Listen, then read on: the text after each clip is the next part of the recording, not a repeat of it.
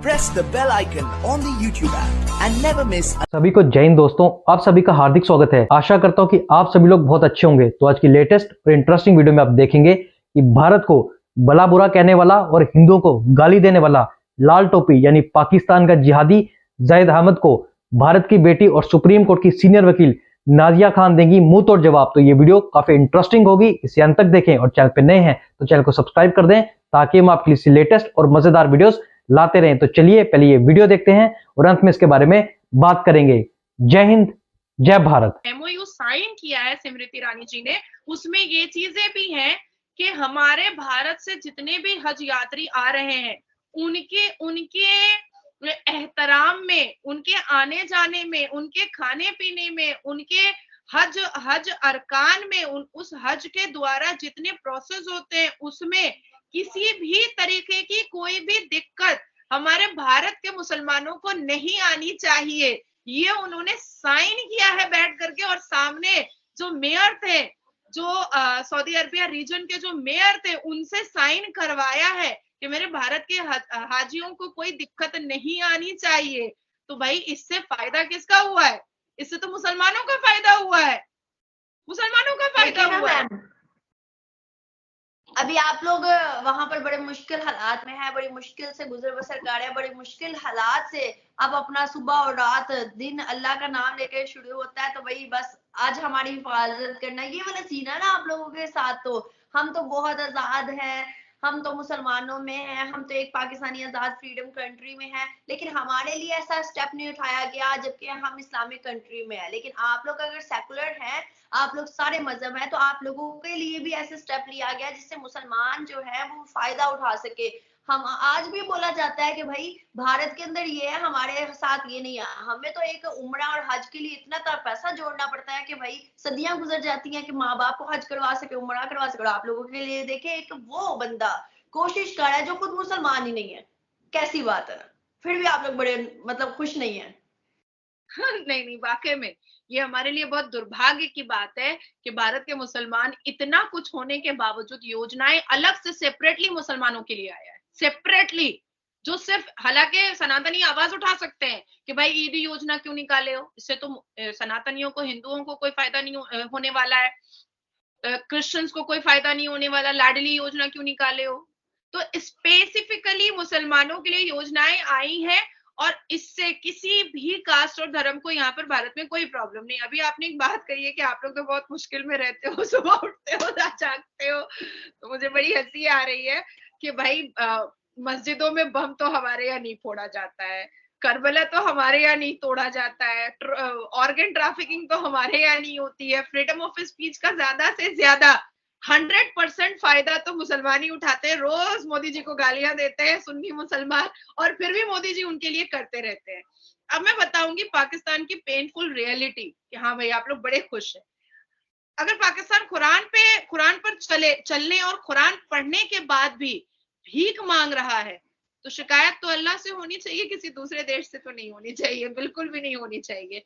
पाकिस्तान में जिस इंसान और शख्स के नाम के आगे मसीही होता है, आपकी अदालतें बोलती हैं कि जिहाद के नजर से देखा जाएगा इसको और इसका सर तन से जुदा किया जाएगा। जो क्रिश्चियंस जो होते हैं और यहूदी जो होते हैं, हिंदूज जो होते हैं, ऐसे भी आपने 21% माइनॉरिटीज को 1% में कन्वर्ट कर दिया है। स्कूल के छोटे बच्चे अगर हिंदू और क्रिश्चियन होते हैं तो उस बच्चे की आंख में पेंसिल भोंक दी जाती है, और ऐसे केसेस तकरीबन 150 या 300, 150 या 170 मेरे सामने भी हैं। तौरात, जबूर, इंजिल, बाइबल, 4 अलहामी किताब को बुरा भला कहकर आप लोग सिर्फ एक प्रोपेगेंडा बनाते हैं कि कुरान सही है। तो आसमानी किताब तो तौरात, जबूर, इंजिल, बाइबल, कुरान बाइबल भी तो है, तो वो भी तो आसमान से आई है। तो उस अलहामी किताबों को आप इतनी ज्यादा अभद्र भाषा बोल करके इतनी ज्यादा बेइज्जती क्यों करते हैं? वो भी तो आसमानी किताब है, उसमें भी तो प्रॉफिट ईसा मसीह के बारे में लिखा हुआ है, किसी में अब्राहम अलैहिस्सलाम के बारे में लिखा हुआ है, किसी में हजरत अली के बारे में लिखा हुआ है, किसी में हजरत यूसुफ के बारे में लिखा हुआ है, किसी में बीबी मरियम के बारे में लिखा हुआ है। तो वो उसको आप गाली गलौज करते हैं, तौरात, जबूर, इंजिल, बाइबल को आप गाली गलौज करते हैं। क्यों करते हैं? उससे अल्लाह नाराज नहीं होता है, क्योंकि उसमें भी तो मरियम अलैहिस्सलाम है, उसमें भी तो हजरत इब्राहिम है, उसमें भी तो हजरत अली है, उसमें भी तो हजरत यूसुफ है, उसमें भी तो प्रॉफिट है। तो उसको क्यों गाली गलौज करते हैं? पाकिस्तान में शहर का शहर मुस्लिम बना फिरता है और 4 आसमानी किताब को गाली देता रहता है। मैं अभी आपसे पूछ लूंगी तौरात के बारे में, आप नहीं बताइएगा। मैं आपसे पूछूंगी बनी इसराइल के बारे में, आप नहीं बताइएगा। आप नहीं बता सकती हैं, लेकिन इसराइल को गाली देना आपका फर्ज है, आपका फर्ज है। देखो मुझे ऐसा लगता है कि क्राइम कोई भी करे, सजा उसके लिए एक ही होनी चाहिए। कोई भी करे, सजा उसके लिए एक ही होनी चाहिए। लेकिन प्रॉब्लम क्या है मुसलमानों में, कि जब मुसलमान बलात्कार करते हैं ना, तो वो कहते हैं कि नहीं, हम तो एक सनातनी लड़की का बलात्कार किए है ना, हम तो यहूदी लड़की का बलात्कार किए है ना, हम तो क्रिश्चियन लड़की का बलात्कार किए है ना, हम तो इस्लाम के लिए बहुत अच्छा काम किए हैं। नहीं, हमारे भारत में बलात्कारी बलात्कारी ही होता है। वो तुम्हारा इस्लाम तुमको कह सकता है कि नासिर खान ने सूजर जॉर्डन एक क्रिश्चियन लड़की का बलात्कार करके इस्लाम का नाम रोशन किया है, और उसके वलीमे में और उसके बारात में सारे मुसलमान चले गए बलात्कारी का बिरयानी खाने के लिए। ये मुसलमान सोच सकता है, पर मेरे जैसा मुसलमान नहीं सोच सकता है।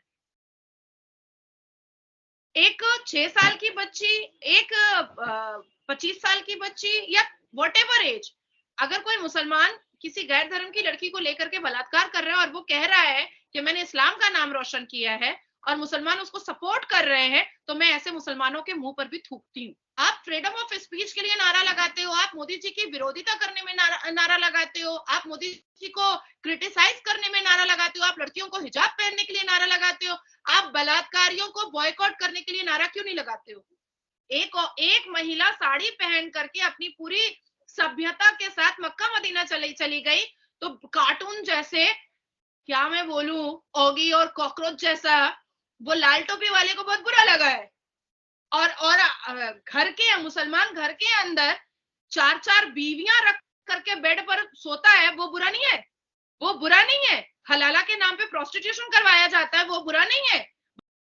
बिल्कुल ऐसी है मैम। लास्ट पे जाने से पहले मुझे आखिरी एक सवाल का जवाब देते हुए जाइएगा कि जिस तरह से लाल टोपी वाला हर चीज में मतलब जब भी कोई भारत की चीज आती है तो वो क्रिटिसाइज करते हैं, तो क्या ये बताना चाह रहे हैं कि भारत हमारे लिए वैल्यूएबल है, या क्या बताना चाह रहे हैं कि भारत के साथ इनडायरेक्टली कुछ ना कुछ रिलेशन हमें रख लेने चाहिए, या कुछ और वो बताना चाह रहे हैं जो हर चीज में वो भारत का लाजमी जिक्र कर जाते हैं? देखो मेरी नजर में, इन फ्रंट ऑफ मी, लाल टोपी वाला जैद हमीद ना क्या है, he is just a cockroach and nothing else. He is just a cockroach जो ज्यादा फड़फड़ाने लगता है तो चप्पल से मारना पड़ता है। जब कॉकरोच डिस्टर्ब करने लगता है तो उसको चप्पल से मार करके उसका चटनी बनाना पड़ता है।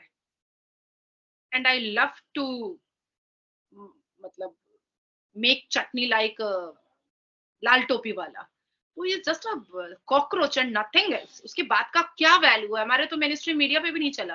तुमने कहा तो मैंने बोल दिया, अदरवाइज हमारे तो मिनिस्ट्री मीडिया पे भी नहीं चला। उसको कोई वैल्यू नहीं है, कोई वैल्यू नहीं है। Is just a cockroach and nothing else. लाल टोपी वाला is just a cockroach and nothing else. बिल्कुल ऐसे ही है। हमारे जो देखने वाले व्यूवर्स हैं वो बताइएगा कि आज का उन्हें सेशन कैसा लगा है और मैम की बातों से कितना। दोस्तों आशा करता हूं कि वीडियो को आपने अंत तक देखा होगा और हमेशा की तरह नाजिया लाई खान जी का दमदार और बेबाक अंदाज आपको काफी पसंद आएगा, जिसमें हमेशा की तरह नाजिया खान जी ने पाकिस्तान यानी ना पाकिस्तान को अच्छे से धोया, और जो पाकिस्तानी जिहादी यानी जाहिद अहमद है उसकी भी अच्छे से क्लास लगाई, जिसको इस बात से सबसे ज्यादा तकलीफ हुई कि भारत की एक हिंदू औरत यानी कि स्मृति ईरानी, जो भारत की केंद्रीय मंत्री भी हैं, वो मदीना कैसे चले गई, और वो भी भारतीय पोशाक में, जहां उन्होंने साड़ी पहनी थी, मंगलसूत्र पहना था और बिंदी लगाई थी, जिसे देखकर कई सारे जिहादी पाकिस्तानियों के सिर से लेके कई सारे अंगों में दर्द है, जिसका सही जवाब दिया भारत की शेरनी नाजिया खान ने। तो आशा करता हूं वीडियो आपको काफी पसंद आई होगी। अगर ये वीडियो आपको अच्छी लगी है तो इसे लाइक और शेयर जरूर कर दें, और अपने विचार हमें कमेंट सेक्शन में लिखकर जरूर बताएं, और चैनल पर नए हैं तो चैनल को सब्सक्राइब कर दें ताकि हम आपके लिए लेटेस्ट और इंटरेस्टिंग वीडियोस लाते रहें। तो चलिए फिर मिलेंगे ऐसी किसी मजेदार और दमदार वीडियो में। तब तक अपना ध्यान रखिए। जय हिंद, जय भारत।